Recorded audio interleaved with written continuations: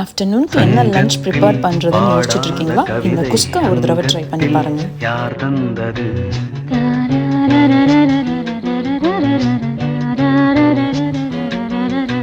சந்தத்தில் மாறாத நடையொடு என் முன்னே யார் வந்தது?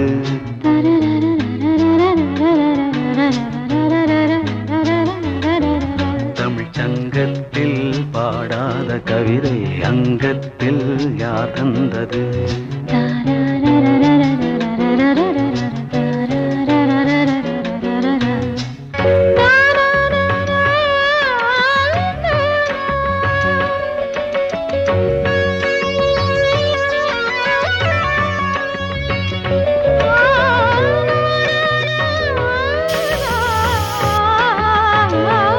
ட்ரை பண்ணி பார்த்து எப்படி இருந்ததுன்னு கமெண்ட் பண்ணிவிட்டு மறக்காமல் நம்ம பேஜை ஃபாலோ பண்ணிக்கோங்க. தேங்க்யூ ஃபார் வாட்சிங்.